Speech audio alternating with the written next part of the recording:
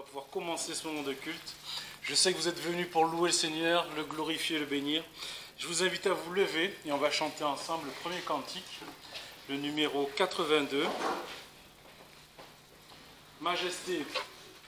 Offrons au Seigneur, frères et sœurs, avec nos cœurs, avec respect. Rappelons-nous que c'est lui qui est le Seigneur des Seigneurs et nous allons chanter sa majesté. Amen.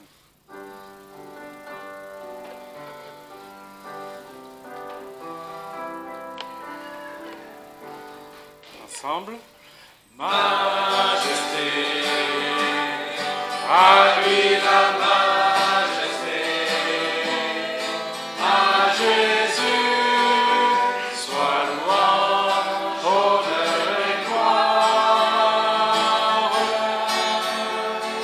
Majesté, suprême autorité, du haut des cieux.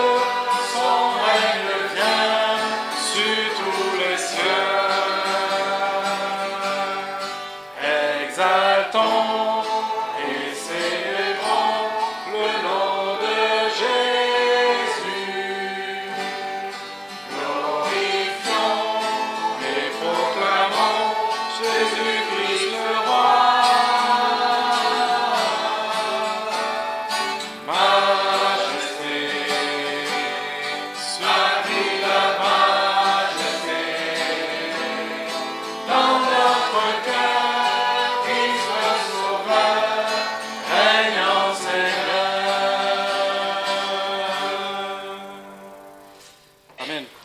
Pour le moment et ensuite nous poursuivrons. Seigneur, Père Céleste, mon Dieu, mon Roi, Seigneur, merci parce que tu es le Seigneur des Seigneurs et tu nous as permis, Seigneur, de nous réunir en ce matin pour la gloire de ton nom, Seigneur. Je veux te louer parce que tu es l'alpha, l'oméga, le commencement et la fin. Tu es El Shaddai, le Dieu Tout-Puissant. Merci, Seigneur, parce que en ce matin, Seigneur, nous savons que ta parole, Seigneur, est vérité, que tu as été fait chair, Seigneur, parmi les hommes, afin que tu puisses nous donner ton salut et nous permettre de l'avoir plein et gratuit. Seigneur, merci de mettre devant nos yeux, par l'Esprit, Seigneur, toutes tes vérités, que mettre devant nos yeux aussi la miséricorde, Seigneur, c'est la grâce que tu nous fais chaque jour. Merci, Seigneur, pour ton sang qui a coulé à la croix. Merci aussi pour la croix, Seigneur, vers laquelle nous pouvons poser chacun nos fardeaux et avoir la certitude que, Seigneur, tu les prends dans ta main et que tu agis dans nos vies. Seigneur, je veux encore te bénir, Seigneur, parce que tu es notre berger. Tu prends la pleine direction, Seigneur, en ce matin par ton esprit de nos vies et de nos cœurs, Seigneur. Et tu nous donnes, Seigneur, vraiment, véritablement ce dont nous avons besoin. Seigneur, je prie aussi pour mes frères et sœurs, Seigneur, chacun, tous ceux qui sont dans le monde, Seigneur. Tu les vois là où ils sont, Seigneur, tu les protèges, tu les diriges, tu les guides, tu les gardes. Et Seigneur, donne-leur, Seigneur, à toujours te garder et ne regarder qu'à toi.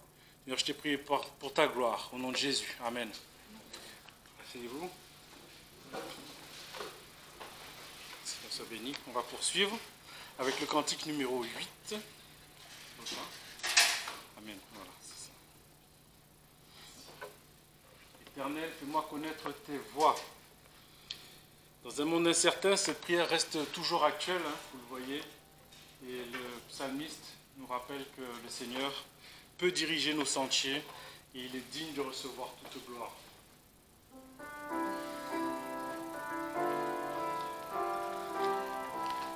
Ensemble.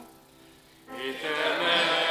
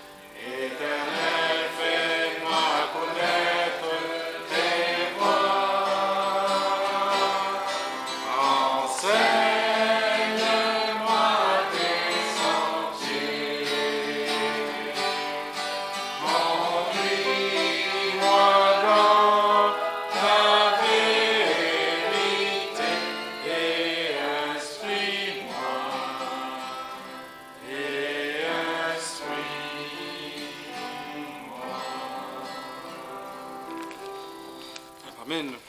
Que le Seigneur nous instruise en ce matin. On va lire un passage, on passe au moment de la pensée, de la lecture. On va lire un passage en Jean 6, versets 27 à 38. Alors je ne lis pas volontairement tout le passage, celui-ci qui nous intéresse.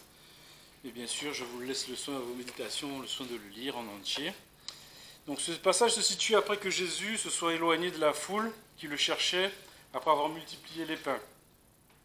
Jésus parla à la foule en disant « Travaillez non point pour la nourriture qui périt, mais pour celle qui demeure jusqu'à la vie éternelle, et que le Fils de l'homme vous donnera, car le Père, Dieu l'a marqué de son sceau. » Ils lui dirent donc « Que ferons-nous pour travailler aux œuvres de Dieu ?»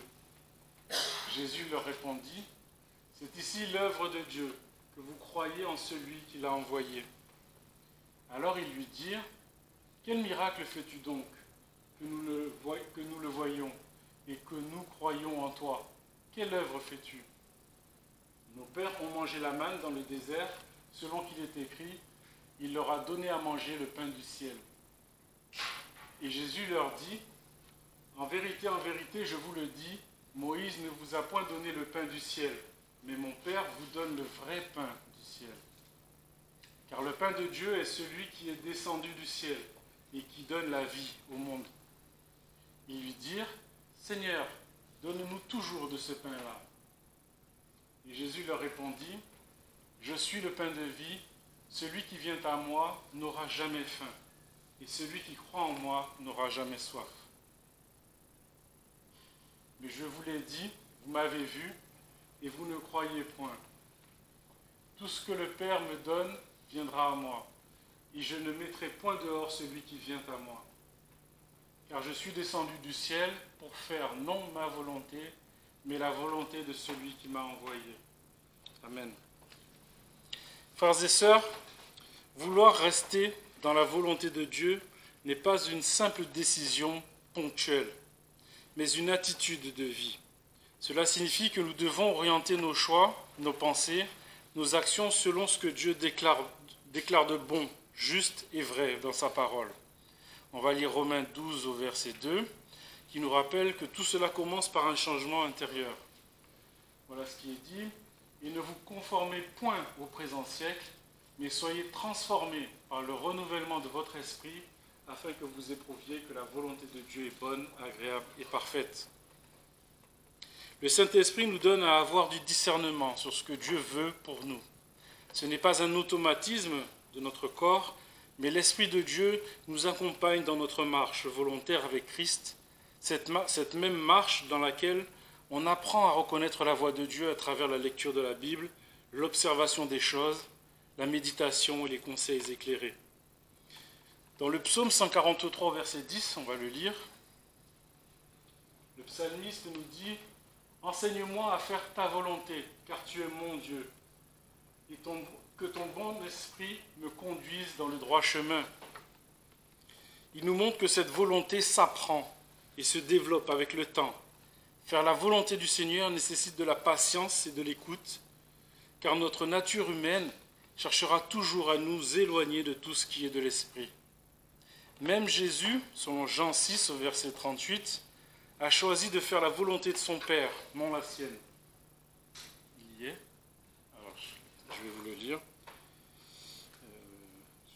Est-ce que quelqu'un peut me le lire? Parce que je l'ai. Alors, c'est la référence, voilà. C'est Jean 6, verset 38. Désolé si je ne l'ai pas mis.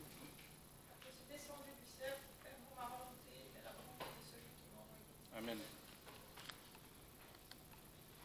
Cet exemple nous montre bien que rester dans la volonté de Dieu peut impliquer de renoncer à ce qui peut nous sembler le plus simple ou plus attrayant à première vue. Cela demande bien sûr de la confiance en Dieu. La parole nous dit ici en Proverbe 3, on va lire les versets 5 à 6. Confie-toi en l'Éternel de tout ton cœur et ne t'appuie point sur ta prudence. Considère-le dans toutes tes voies et il dirigera tes sentiers. Oui, remettre sa voie à Dieu par Christ, c'est accepter que l'on ne maîtrise pas tout, mais surtout avoir l'assurance que lui peut parfaitement nous guider avec sagesse. Cela implique aussi un état d'esprit reconnaissant et équilibré, comme on peut le voir en 1 Thessaloniciens 5, versets 16 et 18. Soyez toujours joyeux, priez sans cesse, rendez grâce en toutes choses, car telle est la volonté de Dieu en Jésus-Christ à votre égard. Cette attitude de cœur nous aidera à rester ancrés dans tout ce que Dieu veut pour nous. Rester dans la volonté de Dieu, c'est aussi avancer avec cohérence, même dans une certaine forme parfois d'incertitude, car ne sachant pas ce que Dieu va placer sur notre chemin, mais en recherchant toujours et toutefois ce qui est bon, ce qui édifie, ce qui respecte la vérité. C'est une manière de vivre qui donne du sens, une direction claire et une paix intérieure durable. Car Dieu ne se renie pas. Il est le même hier, aujourd'hui et éternellement. Et en lui sont la paix, amour et vérité. Amen. On va poursuivre avec un autre cantique que vous connaissez, je pense. Dans les cieux et sur la terre, c'est le numéro 78.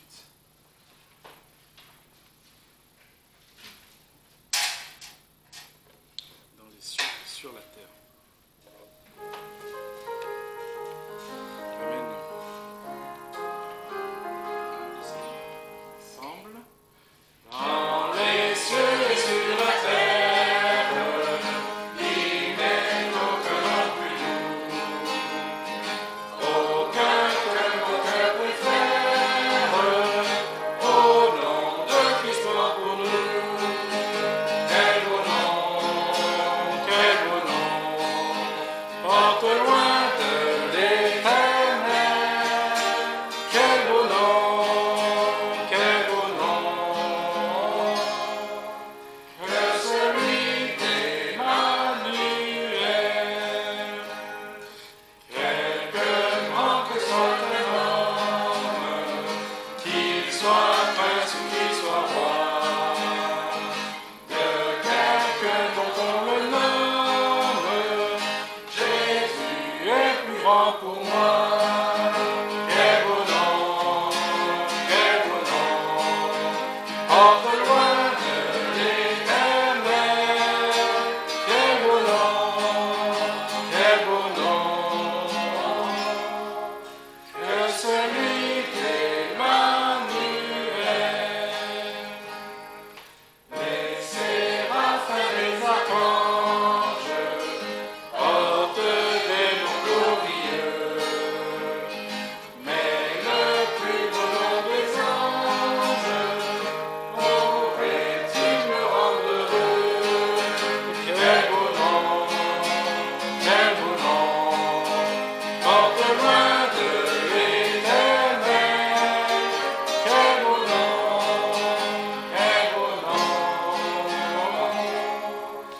que celui d'Emmanuel. Dans les mots Jésus soulage, il guérit l'esprit froissé, il ranime le courage du cœur le plus oppressé. Quel beau nom, porte loin de l'éternel. Quel beau nom,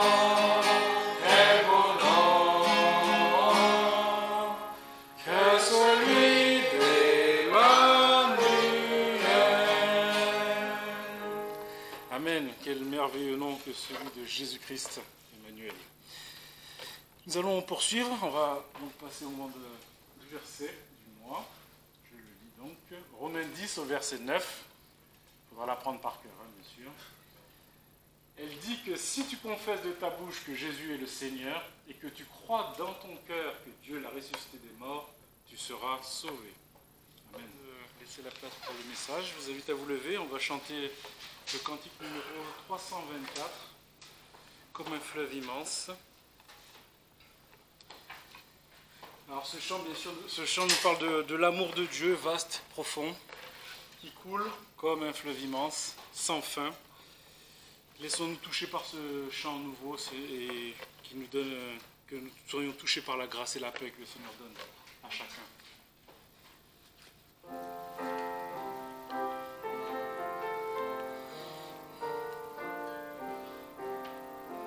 Ensemble. Comme un fleuve immense est la paix de Dieu, parfaite est l'avance d'un cœur en tout lieu. Parfaite elle augmente constamment son cours. Parfaite sa pente, sa messe toujours.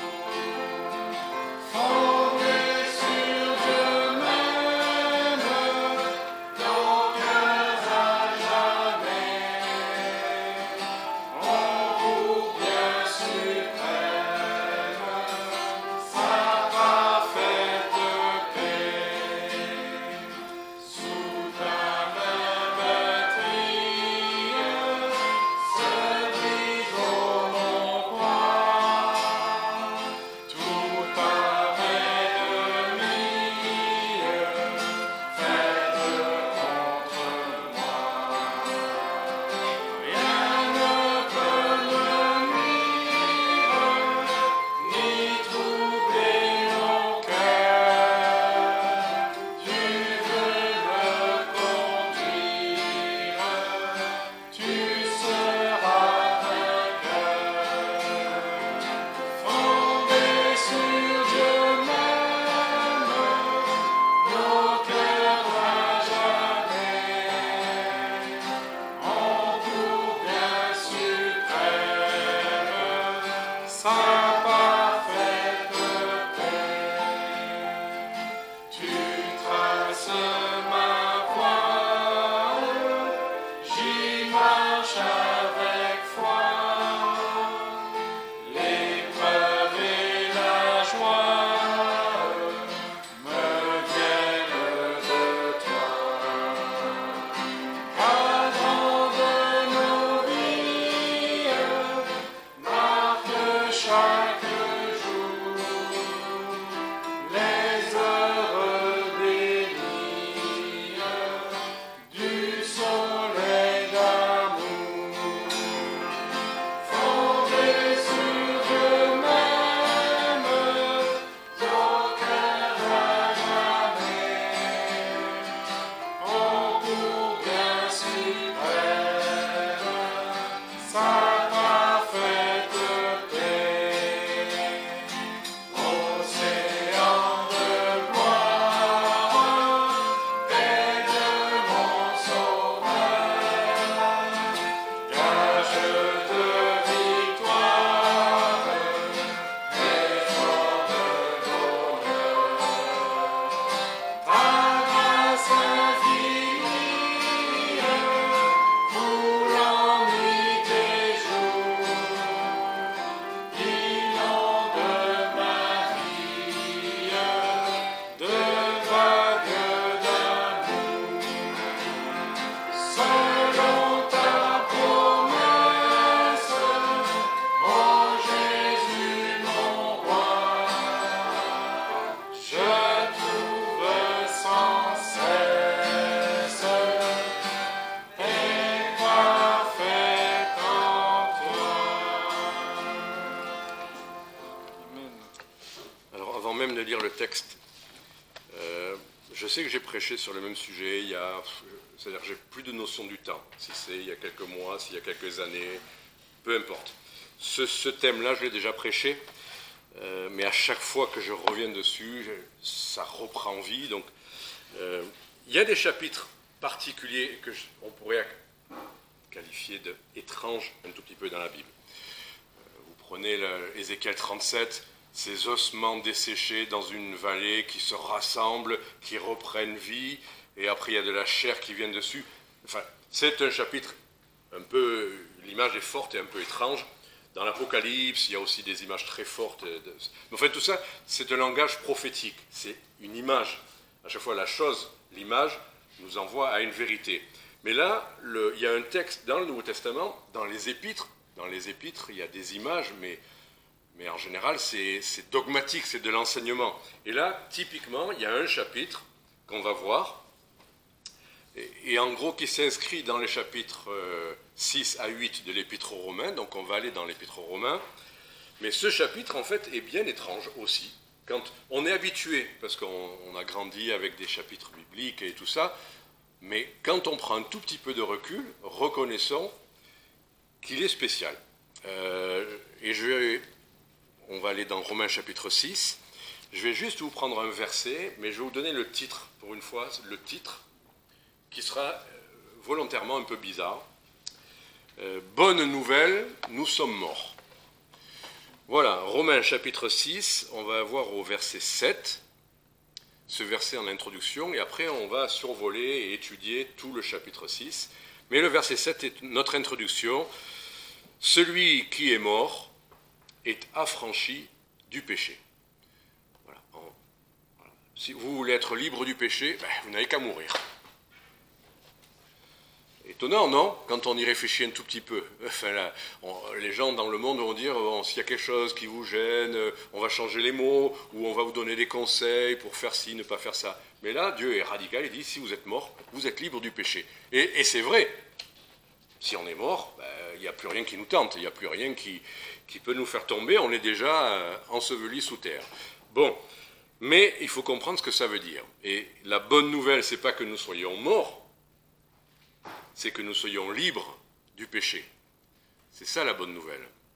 Parce qu'on pourrait dire, ouais, si on disait, bonne nouvelle, vous êtes mort, c'est bien, je suis content, fini la vie, plus de souffrance, plus d'épreuves, plus ce monde horrible, plus ces difficultés.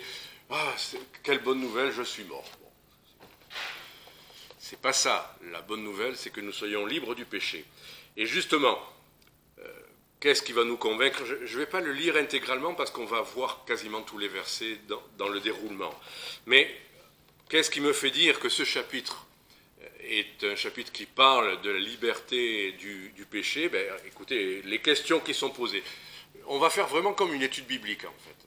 Qu'est-ce qui me permet de dire ça? Ce chapitre, on pourrait le lire et puis les choses vont rentrer par une oreille et sortir par l'autre.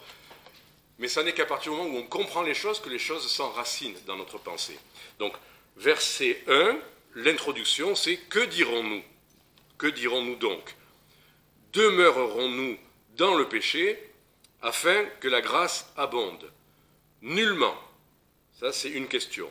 Un peu plus loin, donc au verset 15, une autre question est posée. Quoi donc? Pécherons-nous parce que nous ne sommes point sous la loi, mais sous la grâce? Nullement. Donc on a la question et la réponse, mais après, pour donner cette réponse, parce que quand vous dites aux gens, ou même aux chrétiens, à partir de maintenant, vous pouvez ne pas pécher, ils vont vous dire, oh là là, ou même quand on va dire, le vieil homme est mort, oh là là, avec moi, il est bien vivant. Bon, on voit des gens qui font ce qu'ils peuvent dans leur marche chrétienne pour ne pas pécher, mais est-ce que c'est ça la vie chrétienne, faire ce qu'on peut, ou est-ce qu'il y a une meilleure solution? Et je pense que la solution du Seigneur est à la fois radicale, mais elle est véritable. Il ne faut pas écouter ce message en se disant « Oh là là, encore un message qui va nous monter tout là-haut ». Ça ne va pas nous monter tout là-haut, ça va au contraire nous rejoindre là où nous sommes.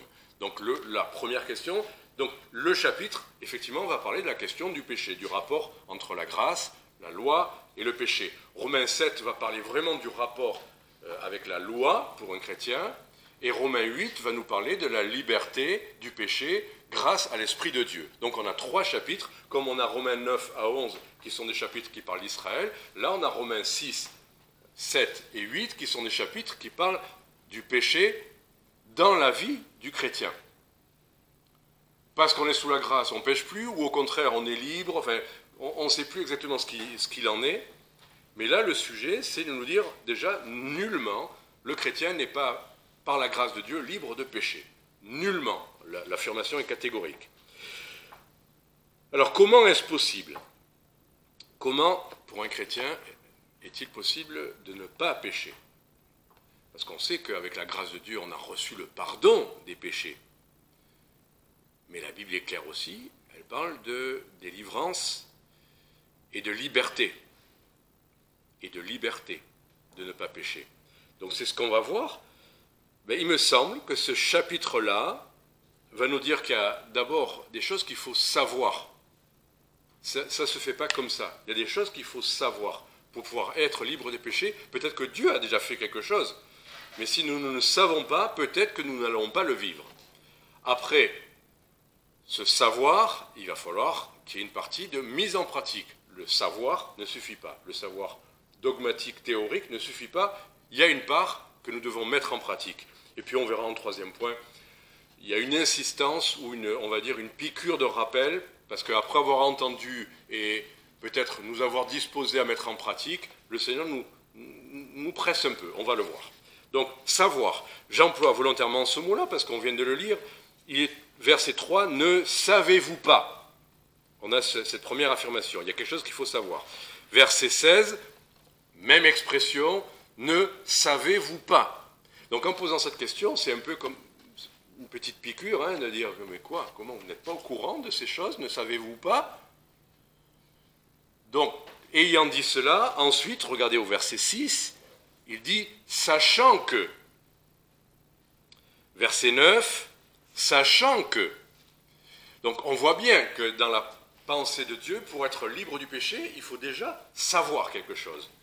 C'est logique. Et après, et là je parle même à ceux qui étudient les maths, j'ai l'impression que ce chapitre est comme une démonstration mathématique. C'est-à-dire, il y a des affirmations de départ, sachant que, et puis après, vous avez une démonstration avec des idées qui se coordonnent logiquement. Et là, vous voyez au verset 5, car, au verset 7, car, au verset 8, or, et on a cet enchaînement. Il y a des choses qui sont des sachants, et après il y a du car, il y a du or, et puis verset 10, je viens de le dire, pardon déjà, le car. J'ai verset 11, vous aussi, donc là on voit dans la démonstration, car, et vous aussi, d'accord, donc il y a une continuité dans le déroulement de la pensée, et verset 14, car le péché ne dominera pas sur vous. Donc on voit qu'il y a c'est comme une démonstration logique, c'est pour ça que des fois les chrétiens, on lit la Bible verset par verset, comme de manière linéaire, comme si les choses n'étaient pas logiques, mais comme si, ce verset ça me parle, ce verset ça me plaît, mais Paul, là dans ce chapitre, a un raisonnement, une démonstration, à partir d'une vérité de départ, il nous amène à une conclusion et à la mise en pratique. La conclusion va nous amener à la mise en pratique. C'est important de savoir que ce que Dieu nous dit est le point de départ, et c'est logique. Notre intelligence doit saisir ces choses, avant toute chose. Ça ne va pas se faire de manière magique. Ce verset ne va pas nous tomber sur la tête, et nous rendre saints et libres parfaitement du... Non, il y a un travail, il y a une compréhension de la pensée de Dieu qui est nécessaire. Deuxième idée, dans ce savoir, c'est que tout... Ça, c'est mon téléphone, qu'il faut que quelqu'un me coupe. Ça va être animé aujourd'hui. Voilà. Et poche avant... De toute façon, ça va s'arrêter, mais poche avant et silence, etc. Donc, tout... Comment dire, notre marche et notre mise en pratique de notre liberté chrétienne, c'est pas la peine de regarder parce que quoi qu'il fasse, ça. Pochette avant, en bas. Pochette avant, en bas. Allez, c'est bon, allez. Donc tout vient de Christ, verset 3. C'est-à-dire qu'avant de parler de la mise en pratique, il faut savoir qu'une chose n'est possible que parce qu'elle est en Christ. Parce que ce que Christ a accompli. Et que ça n'est qu'en Christ. Il ne faut pas imaginer la vie chrétienne faite de « il n'y a qu'à »,« il ne faut pas »,« ne faisons pas » ou « faisons ». S'attaquer à la vie chrétienne comme ça, c'est la pire des erreurs. Nous n'avons une chose dans notre vie que par Christ et en Christ. Et donc voilà, c'est l'idée, verset 3. « Ne savez-vous pas que nous tous qui avons été baptisés en Jésus-Christ » verset...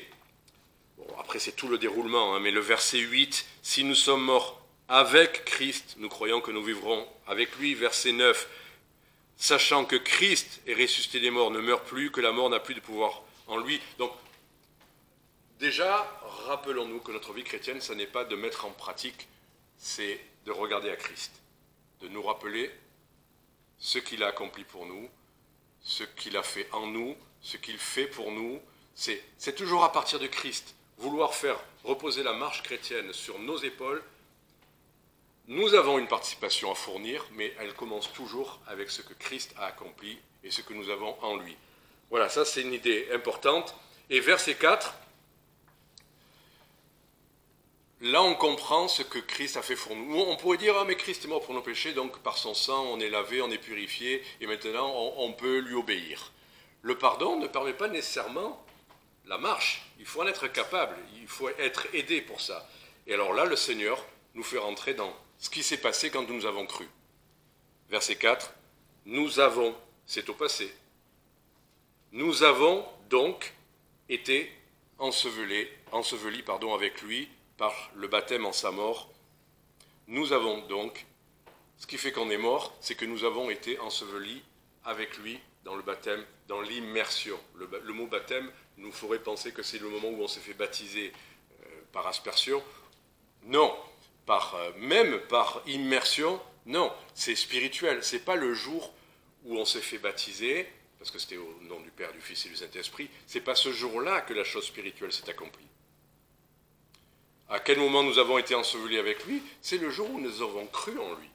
Nous sommes morts à nous-mêmes quand nous avons cru en lui, et nous avons été, eh bien, le mot baptisé, c'est immergé, nous avons été unis à lui, à sa mort à la croix, et par voie de conséquence, au verset 5, si lui devenant semblable dans sa mort, est-ce que c'est un fait accompli? Oui, parce que la suite du verset dit, nous avons été faits une même plante avec lui. Donc ce n'est pas quelque chose que nous avons à faire. On ne doit pas s'ensevelir aujourd'hui en tant que chrétien. On ne doit pas devenir avec lui une même plante. On ne doit pas devenir semblable à lui en sa mort. Là, cherchez pas quelque chose de mystique. Le Seigneur nous dit non. Tout ça a été fait à la croix.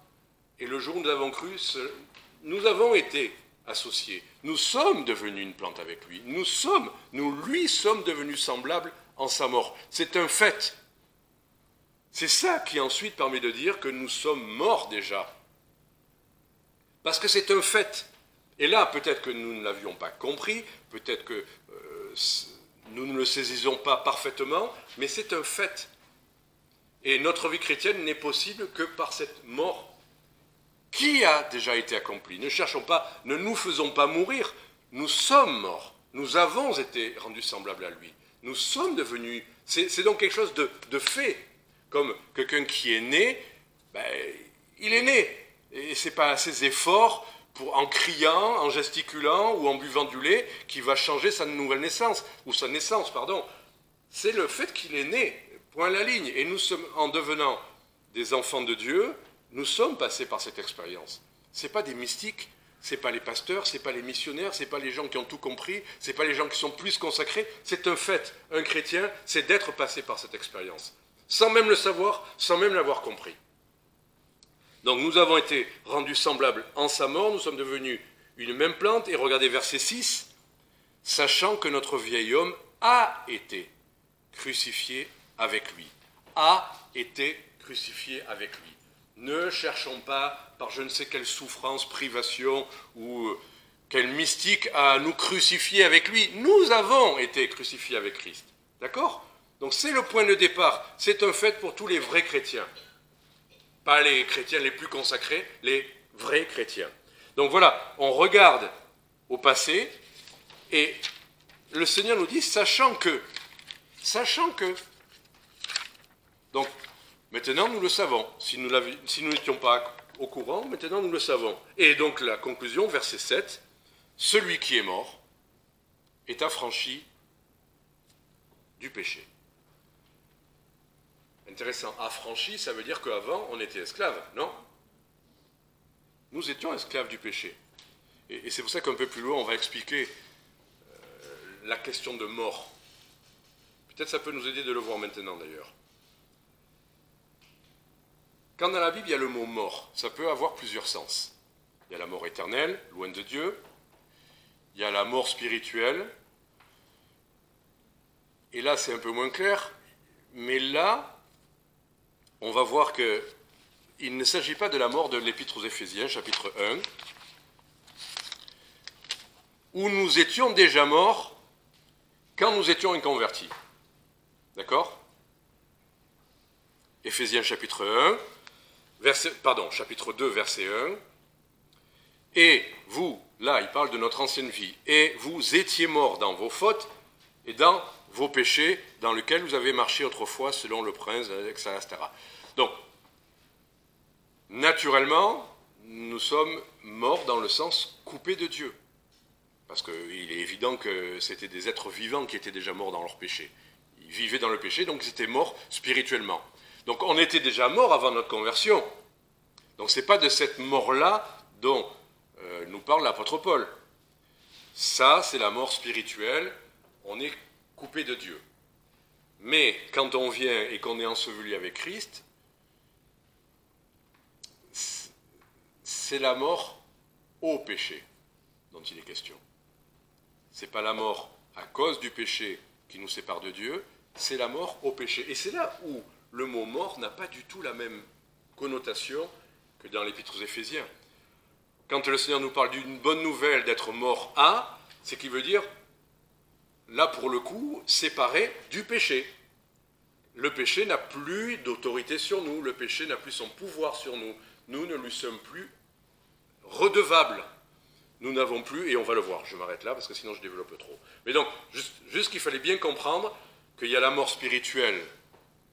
Chaque fois qu'on est loin de Dieu, séparé de lui à cause de nos péchés, et puis là, il est question de cette mort-là qui est être mort au péché. C'est-à-dire plus vivant pour le péché. Mise en pratique maintenant.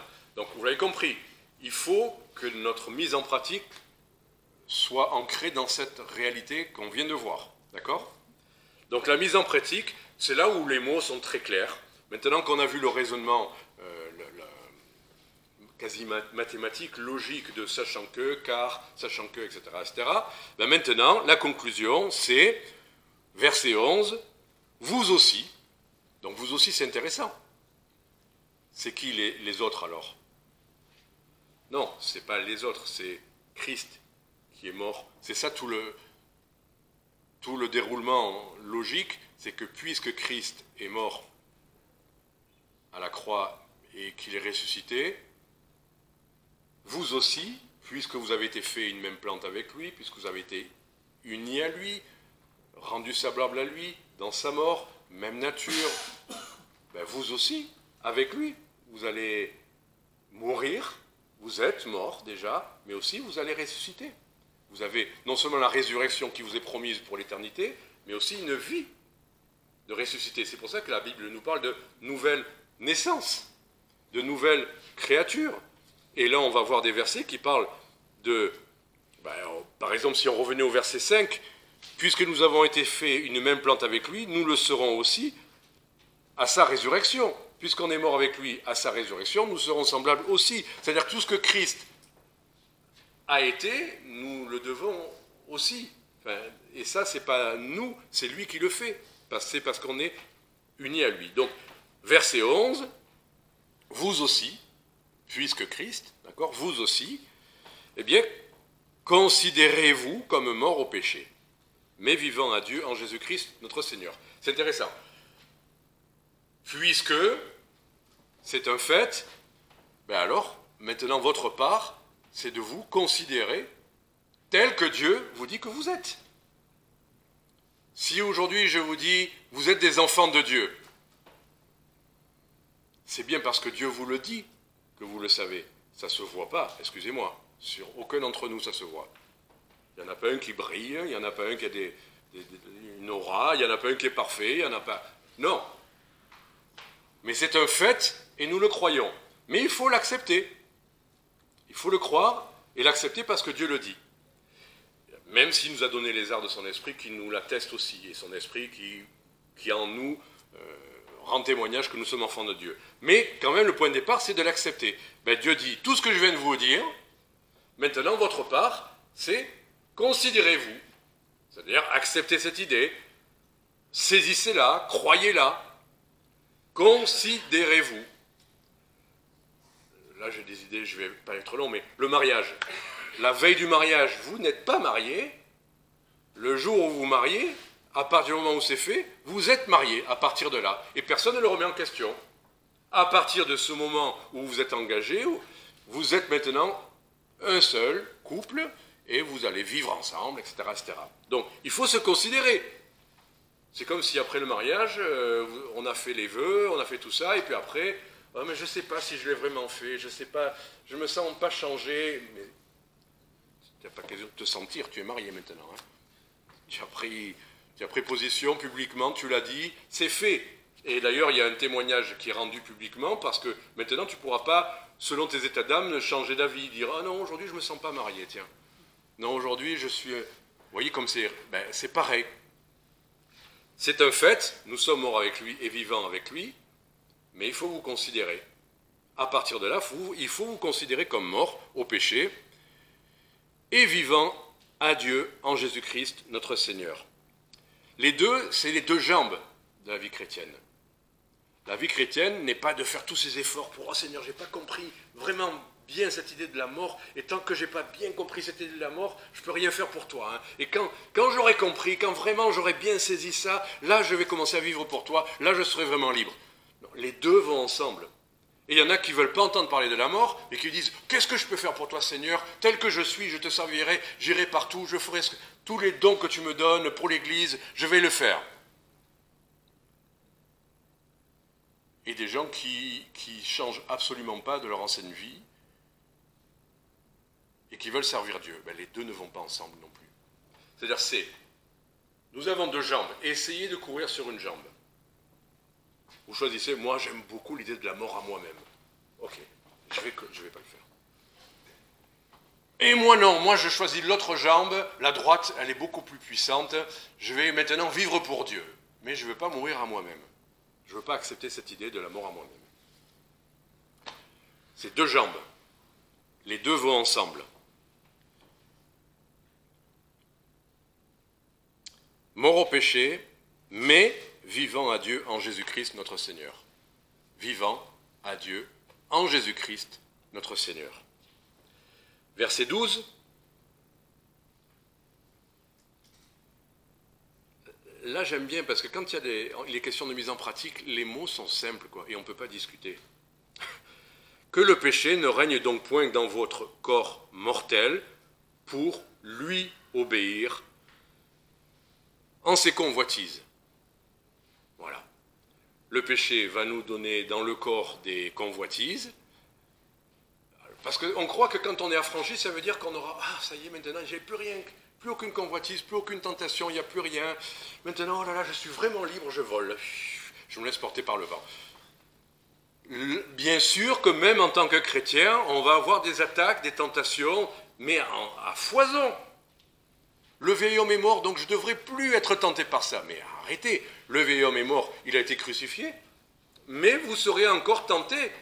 La question maintenant, c'est, vous lui obéissez ou pas ?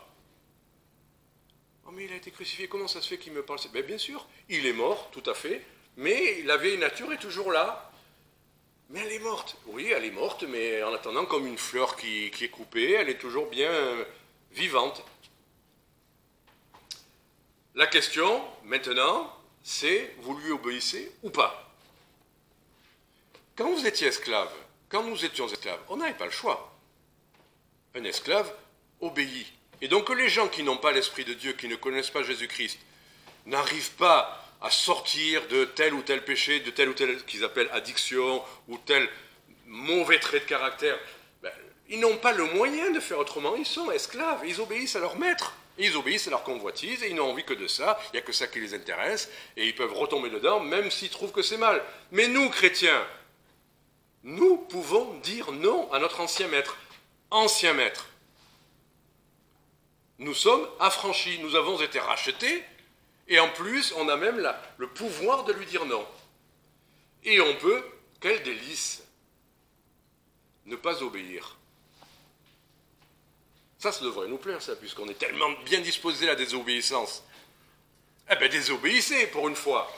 désobéissance civile, non, désobéissance spirituelle, mais au péché et à ses convoitises. Pour une fois, nous sommes encouragés à la désobéissance. Ne lui obéissez pas au péché, à la tentation. Dites non. Comment on peut être plus simple et plus clair? Ne lui obéissez pas. Quel adjectif on va mettre ou quel autre verbe on va mettre? Dieu a dit ne lui obéissez pas. Oui, mais je me sens faible. Oh, cette tentation est trop forte. Eh bien, ne lui obéis pas. Oui, mais là, vraiment, j'y suis presque. Ne lui obéis pas. Oh, mais quelle tentation! Comment ça se fait que ça vient et ça revient? Ben, n'obéis pas. Il n'a plus de pouvoir sur toi, le péché. Verset 13. Ne livrez point vos membres au péché pour être des instruments d'iniquité. Et ensuite, ben c'est toujours pareil, il y a les deux jambes, il y a la suite. Mais donnez-vous à Dieu comme de mort étant devenu vivant, ou comme de mort vivant. Vous voyez, j'aurais pu être encore plus choquant tout à l'heure avec mon titre, mais j'ai évité. Parce qu'en réalité, le étant devenu, ça a été rajouté, mais dans le grec, c'est comme de mort vivant. Et consacrez vos membres à Dieu. Instrument de justice. Et nous, on a mis des mots d'articulation, justement, des verbes et tout ça. Vous voyez, c'est en italique dans l'Osterwald. Ça veut dire que c'était rajouté pour la compréhension. Mais dans le grec, il n'y a même pas de verbe, c'est comme de morts vivants, vos membres à Dieu, des instruments de justice. Voilà. Il n'y a même pas besoin de verbe d'articulation, c'est un fait. Donc là, on retrouve les deux. Ne livrez point vos membres, partie négative. Ne donnez pas vos membres, parce que c'est ça, vous livrez vos membres au péché. Chaque fois que vous péchez. Vous utilisez votre corps pour le livrer au péché. Et ne faites pas ça. Ne livrez pas. Ne calculez pas, prêtez ou je vais revenir.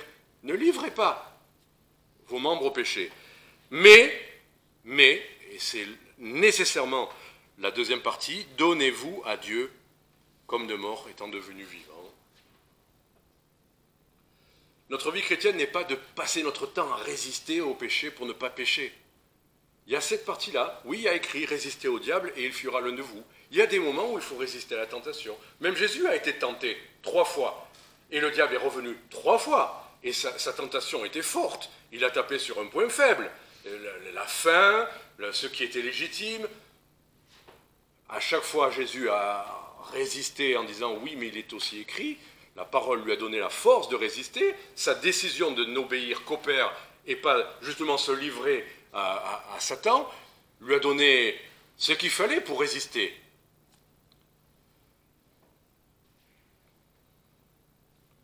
Mais après avoir résisté, il y a toujours un moment où on doit servir.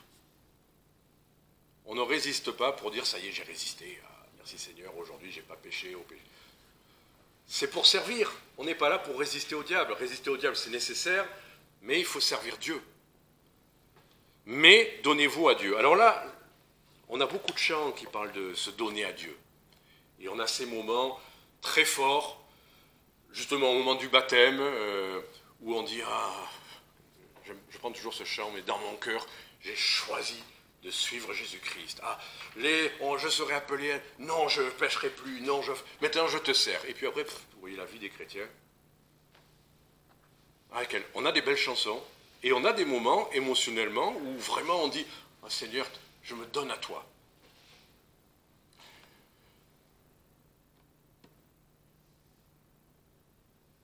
C'est vrai qu'il faut passer par ces moments-là.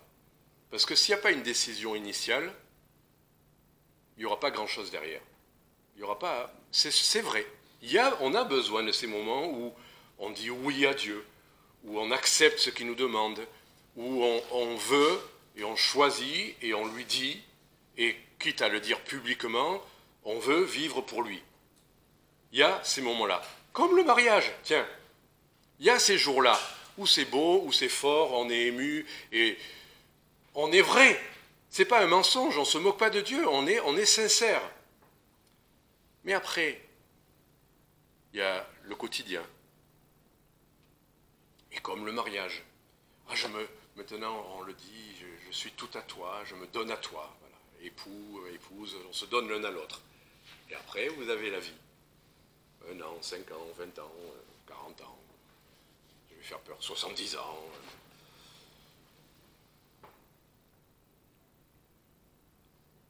Ben, c'est tous les jours. C'est tous les jours. Alors on peut se souvenir de cette belle journée de mariage. C'est pour ça qu'il faut marquer le coup, avoir une belle robe, avoir des amis. Enfin, il faut se souvenir de ça. Mais c'est chaque matin, chaque midi, chaque soir, chaque journée qu'on se donne l'un à l'autre. On ne s'appartient plus à soi-même.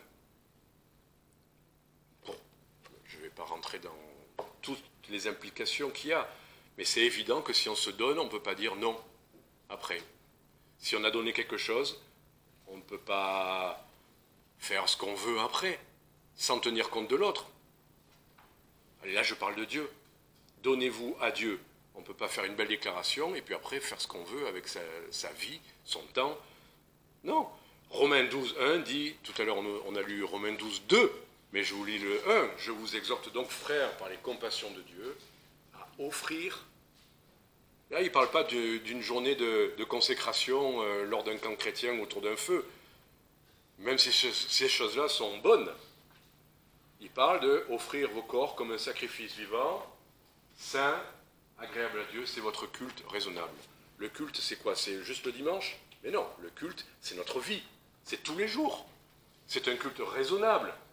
Mais c'est un sacrifice. Nos corps, ce qu'on en fait, c'est un sacrifice qu'on doit à Dieu. Et c'est raisonnable. Mais c'est vivant. C'est saint. Et ça plaît à Dieu. C'est agréable à Dieu. Donc c'est pour faire.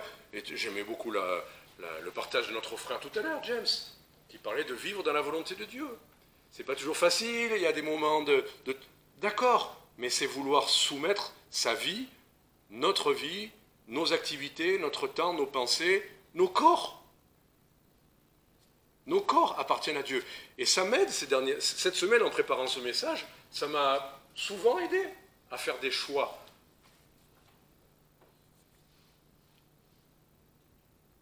Faire ça plutôt que ça. Et ça ne veut pas dire ne pas faire ça ou ne faire que ça. C'est demander à Dieu qu'est-ce qu'il en pense.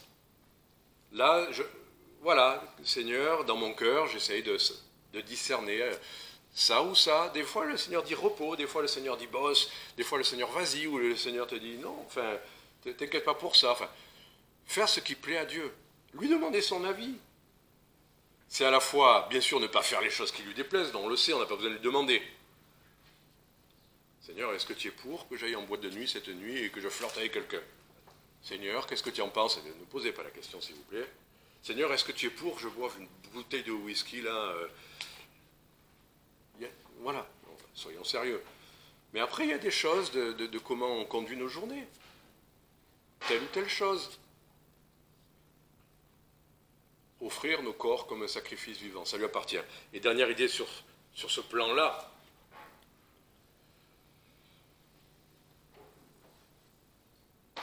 c'est faire ce qu'il veut. Enfin, c'est faire ce qu'il veut. Seigneur, moi je veux te servir. Alors là, si tu me demandes de chanter, si tu me demandes de faire des concerts, si tu me demandes de prêcher, si tu me demandes aller partir au loin, voilà, tu me montres d'aller dans les pays, tu me montres tout ça, Seigneur. Et si le Seigneur, vous mettez un problème de santé qui vous empêche de faire quoi que ce soit de toutes ces choses, vous voulez chanter et vous perdez votre voix. Vous voulez parcourir le monde et vous avez un problème de dos qui vous cloue sur un lit. Vous allez dire, non Seigneur, moi je donne ma vie pour que je sois vivant, quoi. Et les chrétiens qui ont des corps malades, abîmés, ils ne peuvent rien faire pour le Seigneur. C'est juste pour ceux qui sont en bonne santé et jeunes, hein, ça, ce que ça veut dire. Non. Moi je me rends compte, tout à l'heure, je ne sais pas, j'ai entendu le mot déclin. Enfin, c'était Mathilde, je crois, qui citait un verset. David qui disait « Je vais vers le déclin ». Franchement, je ne me plains pas, mais je vais vers le déclin, et comme nous allons tous vers le déclin. Les années, le corps, les capacités intellectuelles. Et franchement,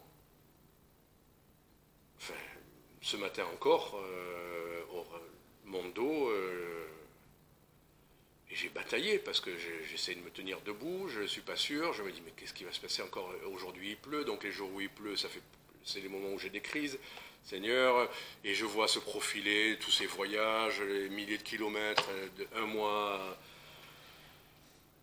Je dis Seigneur, fais quelque chose, enfin je ne sais pas comment tu vas faire, mais je bataille avec ça. Et je prépare mon message, et là encore, je suis obligé d'accepter, Seigneur, si ton plan, c'est que je sois dans je ne sais quel état, je l'accepte. Si je me donne à toi, est-ce que j'ai des leçons à te donner de ce que tu vas faire de moi? Enfin, est-ce que je dois... Donner, ça veut dire quoi? Vous donnez des choses à vos enfants, si après, peut-être qu'ils ne l'utiliseront pas comme il faut, mais c'est donner.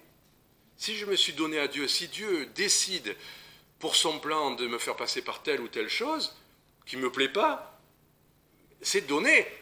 Je ne vais pas dire, et vous savez quoi? J'ai préparé mon message, je l'ai écrit, parce que le message je le prépare et je l'écris la dernière seconde, hein, souvent. Mais il est là, c'est juste le moment où je l'écris. Hein. Vous voyez, mon dos. Si Dieu avait voulu que j'ai mal au dos ce matin, j'aurais eu mal au dos. Et puis là, je ferai attention, ne vous inquiétez pas. Hein. Mais souvent, le Seigneur nous met dans une situation où on a peur tant qu'on n'est pas confiant qu'il fera ce qu'il veut. Ça ne veut pas dire qu'on ne va pas souffrir, ça ne veut pas dire qu'il n'y aura pas des épreuves, mais il faut accepter aussi l'idée que si on s'est donné à Dieu, il fait ce qu'il veut de nous. Ce qu'il veut. Et le jour où on l'accepte, vous savez quoi? Tout à l'heure, on parlait d'être affranchi du péché, mais on est en grande partie affranchi de la peur aussi.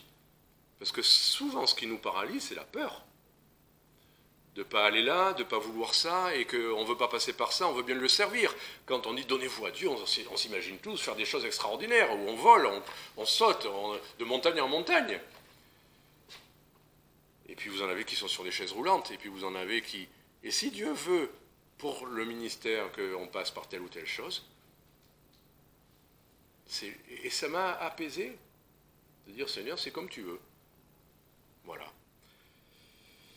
Alors on termine. Bon, d'abord il faut savoir que tout ce qui rend possible tout ça, c'est le chapitre 8, Romains 8, 2. On va lire quand même ces versets, je ne serai pas long, mais on va quand même les lire, parce que c'est la continuité. Le chapitre 8 nous parle maintenant que si on a cru ce qu'on a cru, ce qu'on vient de lire, c'est l'Esprit de Dieu qui rend tout ça possible en nous. Romains 8, 2, parce que la loi de l'Esprit de vie, qui est en Jésus-Christ, m'a affranchi de la loi du péché et de la mort. C'est pas juste de dire non au péché qui nous rend libres, c'est l'Esprit de Dieu qui nous rend capables de vivre sans péché, de vivre dans l'obéissance, de le servir comme il le veut. C'est pas nos décisions, nos décisions sont importantes, notre foi est importante, mais c'est l'Esprit de Dieu qui d'un coup rend tout possible. Nous, on est juste en train de tourner une clé de voiture, mais c'est lui, c'est l'Esprit de Dieu qui nous rend capables et qui rend effectif la mort en Christ et la vie en Christ. C'est son Esprit. Donc c'est pour ça, il faut bien se dire que c'est quelque chose de surnaturel. Ce n'est pas nos décisions, ce n'est pas nous. Tout dépend de l'Esprit de Dieu. Verset 10, toujours Romains 8, mais si Christ est en vous, la question c'est juste ça, si Christ est en vous, si vous l'avez reçu, s'il habite en vous, eh bien le corps est bien mort. C'est un fait. Le corps est bien mort. Ne cherchez pas à le faire mourir, il est mort. Le corps est bien mort à cause du péché, mais l'esprit est vivant. Donc acceptez de passer par, oui, j'accepte d'être mort à moi-même, c'était difficile, j'ai une coupe à boire, ou tu me demandes, non pas ma volonté, ta volonté, c'est accepter de mourir à soi. Ne cherchez pas des plus compliqués ou plus douloureux.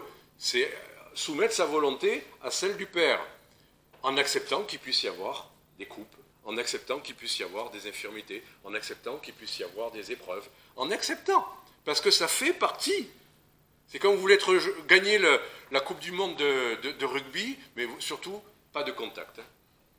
Moi, je veux bien courir vite avec mon ballon comme ça, et esquiver tout le monde, mais je veux pas. Si quelqu'un me donne un coup, moi, j'arrête. Hein. L'apôtre Paul dit, je cours non pas comme à l'aventure, mais je donne des coups, mais je prends des coups. Évidemment qu'on prend des coups dans l'œuvre.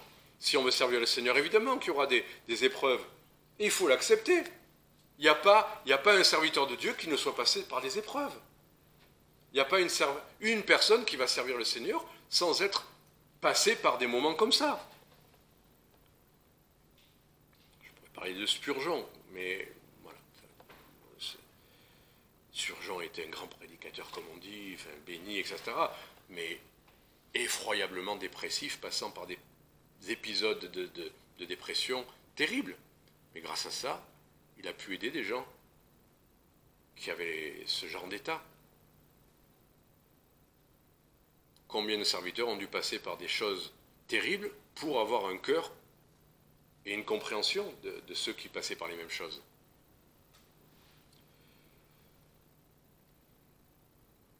Verset 13, toujours Romains 8, « En effet, si vous vivez selon la chair, vous mourrez. Mais si par l'esprit vous faites mourir les œuvres du corps, vous vivrez. » Voilà. C'est se rappeler que là, il est question d'une autre mort. Parce que quand un chrétien, il lui dit, si vous vivez selon la chair, vous mourrez, est-ce qu'il est question de la mort éternelle? Non. De la mort spirituelle. Un chrétien peut, oui, mourir spirituellement. Quand on vit dans la désobéissance, notre vie spirituelle dépérit, et on est de plus en plus à l'image du péché, plutôt qu'à l'image du Père. Donc si on vit pour le péché, si on se nourrit du péché, qu'est-ce qui va nous arriver? Le péché reprend son autorité sur nous. On lui a donné les clés de la maison et de la voiture. Donc, il les prend. Mais si on vit selon l'esprit, comme par hasard, le péché commence à descendre à la cave. Il est de moins en moins visible, de moins en moins actif, alors que l'Esprit de Dieu nous rend de plus en plus capables de faire sa volonté. Si nous vivons selon l'Esprit, nous vivons comme Dieu le veut. Et si nous vivons selon la chair, nous mourrons spirituellement. C'est ça l'idée. Alors, piqûre de rappel, et on termine, c'est le troisième point, je vais aller un peu plus vite. Mais il y a quand même la suite, je pourrais m'arrêter là, ça suffit. Mais je vais quand même survoler le dernier point. La piqûre de rappel, c'est pour faire rentrer le clou. Vous voyez, le clou est rentré, mais Dieu en met encore un dessus. Oh, mais c'est pas la peine. Si, c'est la peine. Faire pénétrer le clou. Alors, maintenant on a compris, on a le choix. On peut obéir à Dieu ou pas. On est libre, non? C'est une bonne option. Mais je n'ai pas pris de décision encore. Je vais voir. Donnez-vous à Dieu. Oui, je vais y réfléchir. Ou accepter telle ou telle chose. Bon, d'accord, ça a l'air bien, je vais peut-être le faire. Est-ce qu'on est libre ou pas de choisir? Alors oui et non. Et c'est pour ça que la suite du texte est claire. Verset 16. Après nous avoir dit tout ça, le Seigneur répète, il dit, attention, enfin, c'est moi qui dis attention, mais ne savez-vous pas que si vous vous rendez esclave de quelqu'un pour lui obéir, vous êtes esclave de celui à qui vous obéissez. Si vous obéissez à votre ancien maître, vous redevenez son esclave, c'est ça que ça veut dire. Soit du péché pour la mort, soit de l'obéissance pour la justice. Le danger, c'est qu'en se laissant aller vers le péché, on redevienne esclave. Alors qu'il n'a pas de droit sur nous, on redevient son esclave. Verset 17, « Mais grâce soit rendue à Dieu », là Paul parle aux Romains, « Mais grâce soit rendue à Dieu de ce qu'après avoir été esclave du péché », tout à l'heure vous vous rappelez, il ne fallait pas obéir au péché, mais là, vous avez obéi de cœur à la règle de doctrine qui vous a été donnée. Donc, ce qu'on vient de lire, ce n'est pas une option, c'est un ordre de Dieu. Il n'a pas dit, ceux qui ont envie de vivre une vie pleine en Christ, voilà la solution. Ceux qui n'ont pas envie, continuez à vivre de votre manière. Non. Il dit, vous avez obéi de cœur à la règle de doctrine. Vous avez obéi. Première idée, ça veut dire que c'est un ordre. On le vit, ou si on ne le vit pas, c'est qu'on désobéit. De cœur. Ce n'est pas par crainte, c'est avec son cœur. Si vous vous dites, oui, je vais le faire parce que j'ai compris que si je ne le fais pas, ça va mal se passer pour moi, ce n'est pas le cœur qui est gagné. Mais si de cœur, volontairement, volontiers, vous vous dites, je veux obéir au Seigneur, je veux faire sa volonté, je veux lui plaire, on obéit de cœur à la règle de doctrine. Vous voyez, c'est intéressant d'avoir développé, on a fait de la doctrine là, mais la doctrine, ce n'est pas pour remplir notre tête. Tout ce qu'on a vu, qui est une règle de doctrine, ben on peut y obéir de cœur. Et ça devient très pratique, ça devient une exhortation. Et on peut le faire, on peut choisir d'obéir ou de désobéir. Mais si vous n'obéissez pas à ça, rappelez-vous, vous obéissez au péché. Donc de toute manière, vous serez esclave. Et c'est ça le déroulement, versets 18 à 20. Or, ayant été affranchi du péché, vous êtes devenus esclaves de la justice. Non, moi, je n'ai pas envie d'être un esclave. Mais de fait, tu obéiras soit au péché, soit à Dieu. Tu obéiras soit à l'injustice, soit à la justice. Choisis ton maître, c'est ça la question. Choisis ton maître. Alors, il le dit, verset 19, je parle suivant l'usage des hommes. C'est-à-dire, normalement, le Seigneur n'aurait pas besoin de nous parler comme ça. Mais vu qu'on est quand même des hommes, et qu'on a un cerveau quand même assez bizarre, un cœur un peu tordu aussi, ben il dit, je préfère vous parler comme vous comprenez. Voilà. À cause de l'infirmité de votre chair. Ainsi, en effet, de même que vous avez livré vos membres pour servir à l'impureté, à l'injustice, pour l'iniquité, ainsi, livrez-les maintenant comme esclaves à la justice pour la sainteté. Le Seigneur nous parle d'esclavage parce qu'on ne comprend pas autre chose, quoi. On dit, nous, on préférerait marcher avec Dieu comme un ami. Oui, c'est vrai, on est son ami. On aimerait, voilà, main dans la main, Seigneur. Oui, c'est vrai. Mais il faut se rappeler qu'on doit obéir. Si on tient la main du Seigneur, c'est qu'il dirige notre vie. C'est lui qui fait ce qu'il veut. Et on est quelque part ces esclaves. On n'aime pas l'idée de l'esclavage. Vous êtes des esclaves, vous le savez ça? Nous sommes tous des esclaves. Depuis que nous sommes nés, nous sommes esclaves de la nourriture. Non? Qui ne rend ses hommages au moins 2 à 3 fois par jour depuis qu'il est né à ce maître-là, le maître de la nourriture, le maître de l'air. Vous savez que depuis que vous êtes né, vous obéissez, vous êtes esclave de la respiration. Là, tout le monde coupe son. Non, je fais ce que je veux. Mais bien sûr, on est tous esclaves. Mais on est esclaves de quoi? De ce dont on a besoin. On est esclaves de ce... Dieu nous a fait esclaves de ce qui est bon pour nous. Et heureusement qu'il a créé la faim, sinon je ne sais pas dans quel état on serait. Heureusement que Dieu nous a rendus esclaves de choses. Il les a rendues bonnes pour que ce ne soit pas un mauvais esclavage, que ce ne soit pas difficile. C'est un bon maître, non? Qui se plaint d'avoir à manger tous les jours? Allez, là je veux... Qui se plaint ici d'avoir... Pour qui c'est un... Oh, encore il faut manger. Non mais osez, hein, vous pouvez le dire, vous avez le droit, sentez-vous libre. Qui va lever la main pour ça? Moi je sais qu'il y a une personne peut-être qui devrait le faire, mais bon. Pour moi c'est un esclavage, ça va. Je veux bien encore, jusqu'à la fin. Ça veut dire quoi? On est tous esclaves, de fait. Et vivre pour le Seigneur, lire la Bible, prier. Oh là là là là. Mais moi, je suis... Il n'y a pas plus heureux que moi que d'avoir la lecture de la Bible. C'est la nourriture de mon âme, c'est l'eau de mon cœur. Je ne me force pas, ça. C'est comme une nourriture du corps, ça, mais tout aussi agréable, tout aussi nécessaire. Servir le Seigneur, faire sa volonté, c'est lire la Bible, c'est prier, c'est aller à l'église, c'est évangéliser, c'est faire ce qu'on a à faire. Et non, ça n'est pas un fardeau écrasant. Le Seigneur est notre maître, il est notre joug, il nous instruit pour qu'on lui obéisse et qu'on le serve. Mais son joug est doux. Son fardeau est agréable. Voilà, et c'est ça la conclusion. Si nous avons un bon maître, versets 21 à 23, avant on était esclaves du péché, mais Quels fruits retiriez-vous donc alors des choses dont vous avez honte présentement? Leur fin était la mort. Est-ce qu'il y a des choses de votre passé qui... Ah, ça j'aimais bien quand même. En tant que chrétien, oui, non c'est vrai, j'étais pécheur, j'étais sans Christ, mais ça me plaît bien quand même. J'y pense avec des choses dont on doit rougir.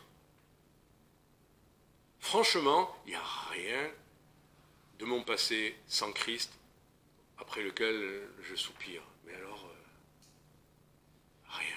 Ni on me dit, oh là là, tu fais plus de volleyball, ça t'en souffre pas, tu peux plus jouer au football. Ça me manque pas.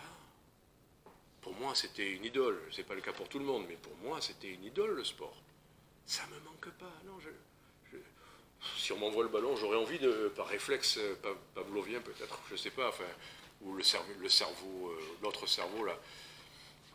Mais non, ça me manque pas. Des choses. Il y a des gens qui disent ouais, mais avant, je n'étais pas marié, j'avais plus d'aventures, plus d'expérience. Quoi?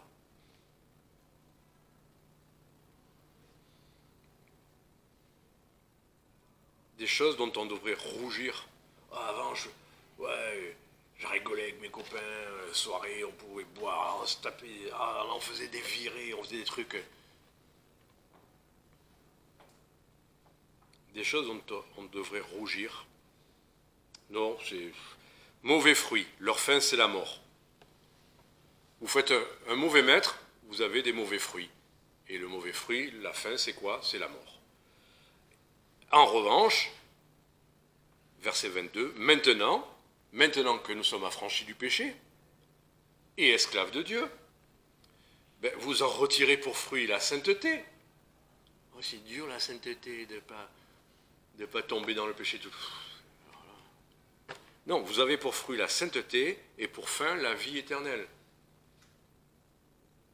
Un bon maître, un bon fruit. Le salaire du péché, c'est la mort. Mais le don de Dieu, c'est la vie éternelle en Jésus-Christ, notre Seigneur. Est-ce que vous vivez pour les choses terrestres derrière vous qui donnent la mort, ou vous vivez pour les choses éternelles en Christ qui ont pour fruit la sainteté et la vie éternelle? Je peux vieillir, je peux décliner, mais je peux encore, et le Seigneur me donne des choses à faire pour la vie éternelle, plein, et de plus en plus. Et plus je décline, et plus le Seigneur me demande des... C'est Spurgeon, et je termine avec ça, qui disait « Je cours bien plus vite avec une jambe handicapée qu'avec une jambe saine. » Il parle de l'infirmité des épreuves par lesquelles il est passé. Ce dont l'apôtre Paul parle, de l'écharpe dans la chair. Il parle d'une jambe qui a été endommagée, mais qu'il a acceptée. Et le Seigneur l'a rendu bien plus utile avec une jambe. Donc, cette infirmité ou cette épreuve ou je ne sais quoi.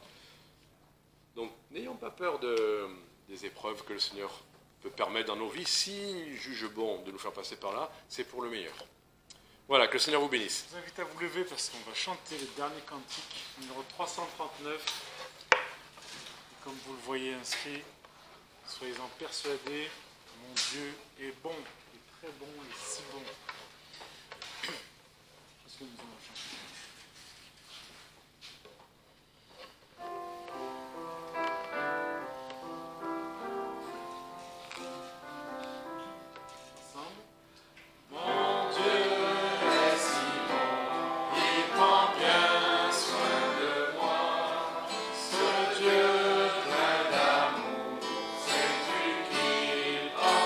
Toi,